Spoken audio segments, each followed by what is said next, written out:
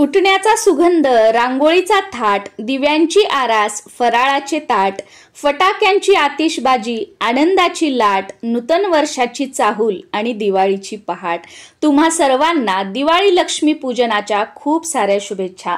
नमस्कार सर्वांना, मी प्रांजली. या व्हिडिओमध्ये मी तुमच्यासोबत अतिशय साध्या, सोप्या पण पारंपरिक पद्धतीने घरच्या घरी लक्ष्मी पूजन कसे करावे, लक्ष्मी पूजनाचा शुभ मुहूर्त काय आहे, यंदा लक्ष्मी पूजनासाठी 2 शुभ मुहूर्त आहेत. या दोन्हीपैकी कोणत्याही एका मुहूर्तावर तुम्ही लक्ष्मी पूजन करू शकता. लक्ष्मी पूजनासाठी कोणतं साहित्य आपल्याला जवळ घेऊन बसायचं आहे, जेणेकरून लक्ष्मी पूजन करताना मध्येच तुम्हाला उठण्याची गरज पडणार नाही. कोणत्याही पूजेची सुरुवात आपण आचमन आणि संकल्पापासून केली तर ती पूजा सुफळ संपूर्ण होते व त्या पूजेचे आपल्याला पूर्ण पुण्यफळ मिळते असं म्हटलं जातं. आचमन केल्याने आपल्या मनाची व शरीराची शुद्धी होते आणि संकल्प केल्याने आपल्या इच्छा पूर्ण होतात. ती पूजा सिद्धीस जाते असं म्हटलं जातं. कारण संकल्पामध्ये या दिवशी आपण माता लक्ष्मीकडे आपल्या वेगवेगळ्या इच्छा सुद्धा मागणार आहोत. त्यामुळे अगदी डिटेलमध्ये तुम्हाला संकल्प सांगणार आहे, जेणेकरून माता लक्ष्मीची तुमच्यावर भरभरून कृपा व्हावी. आपल्या प्रत्येकालाच संस्कृत मंत्र स्तोत्र येतीलच असं नाही. त्यामुळे मराठीमध्ये मंत्रस्तोत्र म्हणून हे लक्ष्मी पूजन कसं करायचं आहे. त्याचबरोबर फक्त लक्ष्मी पूजन केलं म्हणजे झालं का, माता लक्ष्मीची आपल्यावर कृपा होणार का, असं अजिबात नाही. लक्ष्मी पूजन झाल्यानंतर आपल्याला कोणकोणत्या सेवा करायच्या आहेत हे सुद्धा तुमच्यासोबत शेअर करणार आहे. चला तर मग व्हिडिओला सुरुवात करूया. ज्या घरात, ज्या वास्तूमध्ये शांतता आणि स्वच्छता असते त्याच वास्तूमध्ये माता लक्ष्मी प्रवेश करते आणि तिथे स्थिर राहते. त्यामुळे दिवाळीच्या दिवसामध्ये आपलं घर आणि सर्वात महत्त्वाचं आपल्या घराचं मुख्य प्रवेशद्वार स्वच्छ आणि सुशोभित ठेवा. त्याचबरोबर आपल्या घरामध्ये शांतता ठेवा.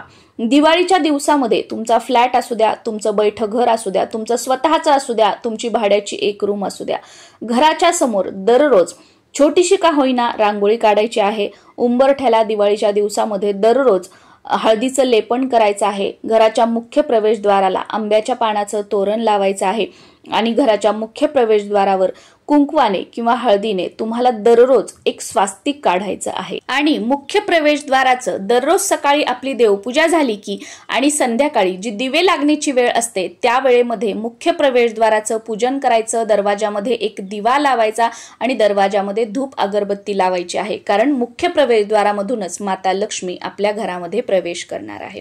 लक्ष्मी पूजनाच्या दिवशी जिथे तुम्ही लक्ष्मी पूजन करणार आहात, सुरुवातीला ती जागा स्वच्छ करून घ्यायची.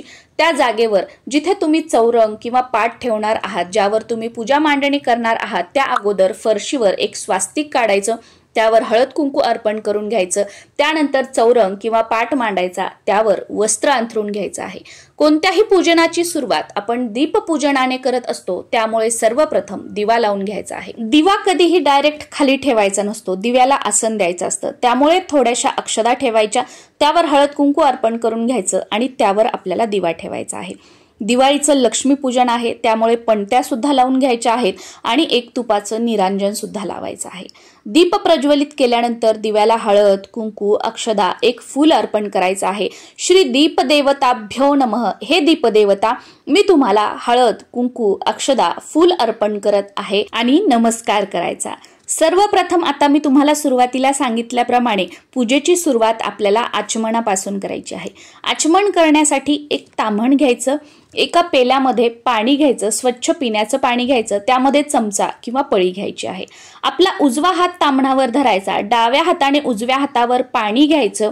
ते ओम केशवाय नमः हा मंत्र म्हणायचा आणि ते पाणी आपल्याला प्यायचं आहे. परत दुसऱ्या वेळी उजव्या हातावर पाणी घ्यायचं, त्यावेळेला ओम नारायणाय नमः म्हणायचं आणि ते पाणी पिऊन घ्यायचं आहे. परत तिसऱ्या वेळेला उजव्या हातावर पाणी घ्यायचं, ओम माधवाय नमः म्हणायचं आणि ते पाणी पिऊन घ्यायचं आहे.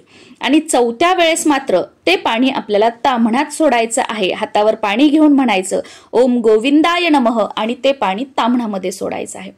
त्यानंतर आता आपल्याला संकल्प करायचा आहे. संकल्प करण्यासाठी आपल्या उजव्या हातावर थोडंसं पाणी घ्यायचं. उजव्या हातावर डाव्या हाताने हळद कुंकू अक्षदा एक फूल ठेवायचं आणि संकल्प करायचा आहे. संकल्प करत असताना तुमचं पूर्ण नाव आणि तुमच्या गोत्राचा उच्चार करायचा आहे. तुम्हाला तुमचं गोत्र माहित नसेल तर काश्यप गोत्र म्हणायचं आहे. आणि लक्ष्मी पूजनाच्या दिवशीची तारीख वार याचा सुद्धा उल्लेख तुम्हाला करायचा आहे. जसं की मी माझं पूर्ण नाव, गोत्र, आजची तारीख, आजची वार, आज दिवाळी लक्ष्मी पूजनानिमित्त माझ्या घरात सहकुटुंब सहपरिवार सुख शांती समृद्धी ऐश्वर्य नांदावं, माझ्या कुटुंबामध्ये एकोपा राहावा, मला व माझ्या परिवाराला उत्तम आरोग्य दीर्घ आयुष्य लाभावं यासाठी लक्ष्मी पूजन करत आहे.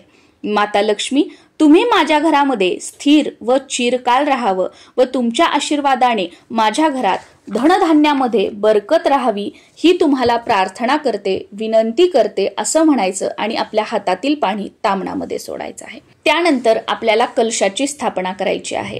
बऱ्याच जणांचं असं म्हणणं असतं की आमच्या देवघरामध्ये ऑलरेडी कलश आहे, तो कलश आम्ही इथे ठेवला तर चालतो का? तर नाही, तो कुलदेवी स्वरूप आपल्या कुलदेवीसाठी आपण कलश स्थापन केलेला आहे. इथे आपल्याला वेगळा कलश मांडायचा आहे. कलश स्थापना करण्यासाठी छोटीशी तांदूळाची रास टाकून घ्यायची आहे. त्या तांदळाच्या राशीवर हळद कुंकू अर्पण करून घ्यायचं आणि त्यावर आपल्याला एक तांब्याचा तांब्या ठेवायचा आहे. त्या तांब्याच्या तांब्यावरती कुंकवाने एक स्वास्तिक काढून घ्यायचं आणि 5 उभ्या रेषा खालून वरी कुंकवाने तुम्हाला ओढून घ्यायच्या आहेत. त्या तांब्याच्या तांब्यावर म्हणजेच कलशावर आंब्याची 5 पानं ठेवायची आहेत किंवा नागवेलीची 5 पानं तुम्ही ठेवली तरी सुद्धा चालतं. त्या कलशामध्ये आपल्याला हळद कुंकू अक्षदा 1 रुपयाचं नाणं आणि सुपारी टाकून घ्यायची आहे व त्यावर एक पाणीदार केसाळ नारळ ठेवायचं आहे. नारळ कधीही कलशावर ठेवण्याचं पाणी आटलेलं नसावं किंवा कोणी आपल्याला ते गिफ्टमध्ये किंवा सत्कार समारंभामध्ये दिलेलं नसावं. आपल्या स्वतःच्या पैशांनी नारळ आणून आपल्याला या कलशावर त्याची स्थापना करायची आहे. त्यानंतर या कलश देवतेला श्री कलश देवताभ्यो नमः हळद कुंकू अक्षदा फूल अर्पण करून घ्यायचं आहे. वस्त्रमाळ, ज्याला कापसाचे वस्त्र म्हटले जातं, तर ते कापसाचं वस्त्र अर्पण करून घ्यायचं आहे आणि कलश देवतेला नमस्कार करून आपल्याला पूजेला सुरुवात करायची आहे. बघा, याला म्हटलं जातं कापसाची माळ किंवा कापसाचे वस्त्र. हे तुम्हाला पूजा साहित्याच्या दुकानामध्ये इझिली मिळून जातील किंवा तुम्ही घरी सुद्धा बनवू शकता. त्यानंतर आपल्याला 2 विड्याची पानं घ्यायची आहेत. ती आपल्याला आपल्या उजव्या हाताला ठेवायची आहेत. बरेच जण फक्त सिंगल एक विड्याचं पान ठेवतात, पण पूजेमध्ये कधीही सिंगल विड्याचं पान ठेवायचं नसतं, जोडपान ठेवायचं असतं. त्याच्यानंतर मध्यभागी 2 विड्याची पानं ठेवायची आणि त्यानंतर आपल्या डाव्या हाताला सुद्धा 2 विड्याची पानं ठेवायची आहेत. तिन्ही विड्याच्या पानावर थोड्याशा अक्षदा टाकून घ्यायच्या आहेत आणि त्यावर हळद कुंकू अर्पण करून घ्यायचं आहे. जे आपल्या डाव्या हाताला विड्याचं पान आहे त्यावर गणपती बाप्पांची मूर्ती ठेवायची आहे. जे मधलं विड्याचं पान आहे त्यावर श्रीयंत्र ठेवायचं आहे आणि जे आपल्या उजव्या हाताला विड्याचं पान आहे त्यावर आपल्याला कुबेर यंत्र ठेवायचं आहे. आता गणपती बाप्पांची मूर्ती तुम्हाला ठेवायची नसेल तर तुम्ही गणपती बाप्पा स्वरूप म्हणून एक सुपारी सुद्धा ठेवू शकता. तुमच्याकडे श्रीयंत्र नसेल, तुमच्याकडे माता लक्ष्मीची मूर्ती असेल तर तुम्ही ती ठेवली तरी सुद्धा चालतं मधल्या पानावर. आता तुमच्याकडे श्रीयंत्र सुद्धा नाहीये, माता लक्ष्मीची मूर्ती सुद्धा नाहीये, तर तुम्ही माता लक्ष्मी स्वरूप मधल्या पानावर एक सुपारी ठेवली तरी सुद्धा चालतं. तुमच्याकडे कुबेर यंत्र असेल तर कुबेर यंत्र ठेवायचं. तुमच्याकडे कुबेर भगवानांची मूर्ती असेल तर ती ठेवायची किंवा हे दोन्हीही नसेल तर कुबेर स्वरूप एक सुपारी तुम्ही उजव्या पानावर ठेवली तरी सुद्धा चालेल. त्यानंतर खऱ्या अर्थाने आता आपल्याला पूजनाला सुरुवात करायची आहे. सुरुवातीला ताम्हणामध्ये थोड्याशा अक्षदा ठेवायच्या, त्यावर गणपती बाप्पांची मूर्ती ठेवायची आणि गणपती बाप्पांच्या मूर्तीवर सुरुवातीला स्वच्छ पाण्याने, त्यानंतर पंचामृताने किंवा दुधाने आणि परत स्वच्छ पाण्याने अभिषेक करायचा आहे. गणपती बाप्पांच्या मूर्तीवर अभिषेक करताना तुम्ही ओम गण गणपतये नमः, ओम गण गणपतये नमः हा मंत्र सुद्धा म्हणू शकता किंवा गणपती स्तोत्र किंवा गणपती अथर्व शीर्ष म्हणून गणपती बाप्पांच्या मूर्तीवर अभिषेक केला तरी सुद्धा चालतो. लक्ष्मी पूजन म्हणजे फक्त मोठं डेकोरेशन केलं आणि पूजा मांडली म्हणजे झालं का, असं अजिबात नाहीये. ह्या ज्या सगळ्या प्रोसिजर आहेत ना, अभिषेक करताना पूजा करताना मंत्र स्तोत्र ते तुम्ही पूर्ण म्हणा आणि व्यवस्थित पूजा करा, म्हणजे खऱ्या अर्थाने तुमची पूजा सुफळ संपूर्ण होईल आणि पूजेचं पूर्ण पुण्यफळ तुम्हाला मिळेल. गणपती बाप्पांच्या मूर्तीवर अभिषेक करून झाल्यानंतर विड्याच्या पानावर बाप्पांची मूर्ती ठेवायची. श्री महागणपतये नमः, गणपती बाप्पांना हळद, कुंकू, अक्षदा अर्पण करायच्या. एखादं लाल फूल असेल तर ते अर्पण करायचं. धूप दीप ओवाळून घ्यायचं. बाप्पांना नमस्कार करून माता लक्ष्मीचं पूजन आपल्याला करायचं आहे. श्रीयंत्र थोड्याशा अक्षदा ताम्हणामध्ये घ्यायच्या, त्यावर श्रीयंत्र ठेवायचं आणि त्यावर अभिषेक करून घ्यायचा आहे. आता तुमच्याकडे श्रीयंत्र सुद्धा आहे, माता लक्ष्मीची मूर्ती सुद्धा आहे. तर ताम्हणामध्ये 2 ठिकाणी थोड्याशा अक्षदा ठेवायच्या. एकावर श्रीयंत्र ठेवायचं आणि एकावर माता लक्ष्मीची मूर्ती ठेवायची व या दोन्हींवर अभिषेक करायचा आहे. माता लक्ष्मीच्या मूर्तीवर किंवा श्रीयंत्रावर अभिषेक करताना तुम्ही श्री सुक्तम म्हणू शकता. 1 वेळा श्री सुक्तम म्हणू शकता किंवा 16 वेळा श्री सुक्तम म्हटलं तरी सुद्धा चालेल. किंवा माता लक्ष्मीचा जो कोणता मंत्र तुम्हाला येत असेल तो मंत्र म्हणून तुम्ही अभिषेक केला तरी सुद्धा चालेल. माता लक्ष्मीचा सर्वात सोपा मंत्र ओम श्रीम नमः, ओम श्रीम नमः हा मंत्र म्हणून अभिषेक केला तरी सुद्धा चालेल. माता लक्ष्मीच्या मूर्तीवर किंवा श्रीयंत्रावर अभिषेक करताना सुरुवातीला स्वच्छ पाणी, त्यानंतर दूध किंवा पंचामृत आणि परत स्वच्छ पाणी असा अभिषेक करायचा आहे. माता लक्ष्मीच्या मूर्तीवर अभिषेक करून झाल्यानंतर ते श्रीयंत्र किंवा माता लक्ष्मीची मूर्ती उचलून घ्यायची आहे, स्वच्छ पुसायची आणि मधल्या विड्याच्या पानावर ठेवायची आहे. आता तुमच्याकडे मूर्ती सुद्धा आहे आणि श्रीयंत्र सुद्धा आहे, तर अजून एक विड्याचं पान तुम्हाला मांडायचं आहे. एका विड्याच्या पानावर श्रीयंत्र ठेवायचं आणि एका विड्याच्या पानावर तुम्हाला माता लक्ष्मीची मूर्ती ठेवायची आहे. माता लक्ष्मीच्या मूर्तीला हळद, कुंकू, अक्षदा अर्पण करून घ्यायच्या. एखादं लाल फूल असेल तर ते अर्पण करून घ्यायचं. तुमच्याकडे गजरा असेल तर तो अर्पण करून घ्यायचा आहे. धूप दीप ओवाळून घ्यायचं आहे आणि माता लक्ष्मीला नमस्कार करायचा आहे आणि आपल्या घरामध्ये स्थिर राहण्यासाठी प्रार्थना सुद्धा करायची आहे. त्यानंतर तुमच्याकडे कुबेर मूर्ती असेल किंवा कुबेर यंत्र असेल तर ते ताम्हणामध्ये घ्यायचं आहे. किंवा कुबेर देवता स्वरूप तुम्ही सुपारी घेतलेली असेल तर ती ताम्हणामध्ये ठेवायची आणि सुरुवातीला स्वच्छ पाण्याने, त्यानंतर पंचामृताने किंवा दुधाने आणि परत स्वच्छ पाण्याने अभिषेक करायचा आहे. कुबेर भगवानांच्या मूर्तीवर किंवा यंत्रावर अभिषेक करताना तुम्ही या दोन्हीपैकी कोणताही एक मंत्र म्हणू शकता. पहिला मंत्र ओम वैश्रवणाय स्वाहा, ओम श्री, ओम ह्रीम श्रीम ह्रीम क्लीम श्रीम वित्तेश्वराय नमः. परत एकदा मंत्र सांगते. ओम वैश्रवणाय स्वाहा, ओम श्री, ओम ह्रीम श्रीम क्लीम श्रीम वित्तेश्वराय नमः. किंवा हा दुसरा मंत्र तुम्ही म्हणू शकता. ओम श्रीम ह्रीम क्लीम वित्तेश्वराय नमः. परत एकदा मंत्र सांगते. ओम श्रीम ह्रीम क्लीम वित्तेश्वराय नमः. हे दोन्हीही मंत्र आणि सर्व सेवा तुम्हाला खाली डिस्क्रिप्शन बॉक्समध्ये सुद्धा वाचायला आणि बघायला मिळतील. त्याचा तुम्ही स्क्रीनशॉट काढून घेऊ शकता आणि पूजा करताना त्यामध्ये बघून तुम्ही सर्व मंत्र स्तोत्र म्हणू शकता. अभिषेक झाल्यानंतर कुबेर भगवानांची मूर्ती किंवा यंत्र विड्याच्या पानावर ठेवायचं आहे. श्री कुबेर देवताभ्यो नमः. कुबेर भगवानांना हळद, कुंकू, अक्षदा, एखादं फूल अर्पण करून घ्यायचं आहे. धूप दीप ओवाळायचं आहे, नमस्कार करायचा आहे आणि त्यानंतर आपल्याला धान्याची पूजा करायची आहे. इथे तुम्ही 5 प्रकारचे धान्य, 7 प्रकारचे धान्य किंवा 9 प्रकारचे धान्य सुद्धा घेऊ शकता. हे धान्य तुम्ही तुमच्या घरामध्ये ज्या काही वाट्या असतात त्यामध्ये घेऊ शकता किंवा तुम्ही धान्याच्या राशी टाकल्या तरी सुद्धा चालू शकतं. किंवा असे छोटे छोटे बोळके किंवा याला सुगड म्हटलं जातं, अशा सुगडांमध्ये तुम्ही ते धान्य ठेवून त्यांचं पूजन केलं तरी सुद्धा चालू शकतं. ज्या काही राशी, सुगड किंवा वाट्या तुम्ही ठेवणार आहात तर त्या ठेवण्यापूर्वी त्यांना आपल्याला आसन द्यायचं आहे. म्हणजे थोड्याशा अक्षदा ठेवायच्या, त्यावर हळद कुंकू अर्पण करून घ्यायचं आणि त्यावर जेवढ्या प्रकारचं धान्य तुम्ही घेतलेलं आहे ते धान्य तुम्हाला ठेवायचं आहे. त्या धान्याला हळद, कुंकू, अक्षदा अर्पण करून घ्यायच्या आहेत, फूल अर्पण करून घ्यायचं आहे. आणि लक्ष्मी पूजनाच्या दिवशी धन्याला खूप जास्त महत्त्व आहे. त्या सर्व धान्यांवर तुम्हाला थोडे धने सुद्धा वाहून घ्यायचे आहेत. जे धान्य घेणार आहात त्यापैकी एका सुगडमध्ये किंवा एका वाटीमध्ये तुम्ही जे काही नाणे असतात, 1 रुपयाचं, 2 रुपयाचं, 5 रुपयाचं चिल्लर असतं ते सुद्धा तुम्ही धन म्हणून घेऊ शकता आणि त्याचं सुद्धा पूजन करू शकता. इथे सुरुवातीला पूजन करताना माझ्या वस्त्रमाळ अर्पण करायच्या राहिलेल्या होत्या, तर त्या सर्व वस्त्रमाळी मी आता सर्व देवी देवतांना अर्पण करून घेत आहे.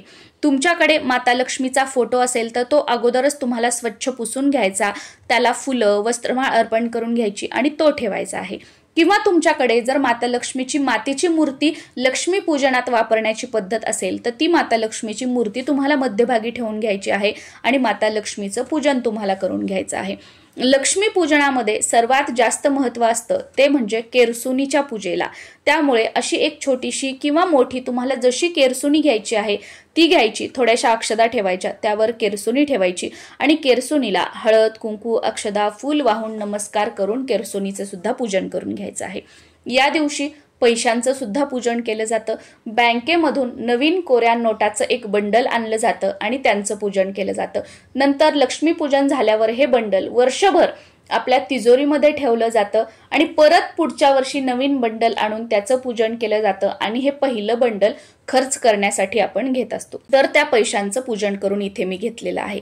त्यानंतर तुमच्याकडे जे काही तुमच्या घरामध्ये सोनं आहे, जे तुम्ही डे टू डे लाईफ मध्ये वापरता, जसं की सगळं लॉकर मधून सोनं आणून त्याचं पूजन नाही करायचं। आपल्या घरात ठेवलेलं सोनं असतं जे तुम्ही सणावाराला घालता, कुठे कार्यक्रमाला जाताना वगैरे रेग्युलर वापरता, त्या सोन्याचं तुम्हाला पूजन करून घ्यायचं आहे। त्या पैशाला सोन्याला हळद कुंकू अक्षदा अर्पण करून घ्यायच्या, फूल अर्पण करायचं, त्यावर धने अर्पण करायचे, नमस्कार करायचा। त्यानंतर 5 प्रकारची फळं किंवा कोणतंही एक फळ 5 या पटीमध्ये तुम्हाला ठेवायचं आहे नैवेद्य म्हणून। या दिवशी लाह्याच्या नैवेद्याला खूप महत्त्व असतं, त्यामुळे लाह्या बत्ताशाचा सुद्धा नैवेद्य दाखवून घ्यायचा आहे। दिवाळीसाठी तुम्ही जे काही फराळाचे पदार्थ बनवलेले असतील त्याचा सुद्धा नैवेद्य दाखवून घ्यायचा आणि त्यानंतर आरती करायची। आरती करताना सुरुवातीला गणपती बाप्पांची, त्यानंतर माता लक्ष्मीची, त्यानंतर तुमच्या कुलदेवीची, त्यानंतर तुमच्या कुलदैवताची आणि शेवटी तुमच्या गुरूंची आरती करून आपली पूजा ही संपन्न होते। आणि त्यानंतर ज्या काही आता आपल्याला सेवा करायच्या आहेत त्या तुम्हाला करायच्या आहेत। या सर्व आरत्या मी आपल्या चॅनलवर अपलोड केलेल्या आहेत। या सर्व आरत्या एकत्रितपणे सुद्धा आणि वेगवेगळ्या पण आरत्या अपलोड केलेल्या आहेत। सर्व आरत्या विदाऊट म्युझिक आहेत, त्यामुळे अगदी पटकन होतात। त्यामुळे तुम्हाला या सर्व आरत्या येत नसतील तर तुम्ही व्हिडिओज लावून त्यानुसार आरती करू शकता। आता मी तुमच्यासोबत अगोदर सेवा काय करायच्या आहेत लक्ष्मी पूजनानंतर त्या शेअर करते आणि त्यानंतर लक्ष्मी पूजन करण्याचे जे 2 शुभ मुहूर्त आहेत ते शेअर करते। सर्वप्रथम श्री स्वामी समर्थ या मंत्राची 1 माळ जप करायचा आहे। विष्णू गायत्री मंत्राचा 1 माळ जप करायचा आहे। लक्ष्मी गायत्री मंत्राचा 1 माळ जप करायचा आहे। कमलात्मक मंत्राचा 1 माळ जप करायचा आहे। षोडशी मंत्राचा 1 माळ जप करायचा आहे। कुबेर मंत्राचा 1 माळ जप करायचा आहे। गीतेचा 15वा अध्याय वाचायचा आहे। तसेच गीतेची 18 नावं सुद्धा म्हणायची आहेत। त्यानंतर 1 वेळा व्यंकटेश स्तोत्र म्हणायचं आहे, 1 वेळा विष्णू सहस्त्रनाम म्हणायचं आहे आणि 1 वेळा श्री रामरक्षा म्हणायची आहे। आता एक माळ तुम्हाला जप करणं शक्य नसेल तर तुम्ही 11 वेळा 21 वेळा किंवा 51 वेळा प्रत्येक मंत्र म्हटला तरी सुद्धा चालेल, पण वर्षातून 1 वेळा लक्ष्मी पूजन येतं तर एक माळ आपण जप केला तर अतिशय उत्तम आहे। या सर्व सेवा नित्य सेवेचं जे आपलं स्तोत्र मंत्र पुस्तक आहे त्यामध्ये तुम्हाला मिळून जातील किंवा खाली डिस्क्रिप्शन मध्ये सुद्धा मी तुमच्यासोबत शेअर केलेले आहेत। या वर्षी अमावस्या तिथी 2 दिवस आल्या कारणाने नेमकं लक्ष्मी पूजन कधी करावं हा प्रश्न तुम्हाला पडत असेल तर चला अमावस्या तिथी कधी सुरू होत आहे आणि कधी संपत आहे हे तुम्हाला अगोदर सांगते। अमावस्या तिथी ही 20 ऑक्टोबर 2025 वार सोमवार या दिवशी दुपारी 3:44 सुरू होत आहे आणि दुसऱ्या दिवशी म्हणजेच 21 ऑक्टोबर 2025 वार मंगळवार या दिवशी सायंकाळी 5:54 संपत आहे। लक्ष्मी पूजन हे नेहमी आपण अमावस्या तिथीमध्ये करतो, त्यामुळे 20 तारखेला सायंकाळी आपल्याला लक्ष्मी पूजन करायचं आहे। आता 20 तारखेला जर काही अडचणींमुळे तुम्ही लक्ष्मी पूजन नाही करू शकला तर तुम्ही 21 तारखेला केलं तरी सुद्धा चालेल, कारण 21 तारखेची अमावस्या तिथी ही सूर्याने बघितलेली आहे, त्यामुळे अमावस्या दिवसभर मान्य असणार आहे। पण तुम्ही 20 तारखेलाच लक्ष्मी पूजन करण्याचा प्रयत्न करा किंवा तुमची इच्छा असेल तर तुम्ही 20 आणि 21 तारखेला दोन्ही दिवस लक्ष्मी पूजन केलं तरी सुद्धा चालू शकतं। लक्ष्मी पूजनाचा शुभ मुहूर्त, पहिला शुभ मुहूर्त हा 20 ऑक्टोबर 2025 रोजी संध्याकाळी 7:08 पासून ते रात्री 8:18 पर्यंत आहे। या वेळेमध्ये तुम्ही लक्ष्मी पूजन करू शकता। प्रदोष काळामध्ये लक्ष्मी पूजन करणं सुद्धा अतिशय शुभ मानलं जातं। प्रदोष काळ हा माता लक्ष्मीचं आपल्या घरामध्ये आगमन होण्याचा काळ सुद्धा मानला जातो, ज्याला आपण आपल्या रोजच्या बोलीभाषेमध्ये दिवे लागणीची वेळ म्हणतो, तर त्या वेळेमध्ये सुद्धा तुम्ही लक्ष्मी पूजन करू शकता। तर या दिवशीचा प्रदोष काळ हा सायंकाळी 5:46 पासून ते रात्री 8:18 पर्यंत आहे, त्यामुळे या प्रदोष काळामध्ये सुद्धा तुम्ही लक्ष्मी पूजन करू शकता। आय होप लक्ष्मीपूजन करण्याची सविस्तर माहिती तुम्हाला मिळालेली असेल. पण तरी सुद्धा अजून काही प्रश्न असतील तर खाली कॉमेंट बॉक्समध्ये तुम्ही विचारू शकता. नक्कीच त्यांची उत्तरं देण्याचा मी प्रयत्न करेल. नमस्कार. परत एकदा तुम्हा सर्वांना दिवाळी लक्ष्मीपूजनाच्या खूप साऱ्या शुभेच्छा.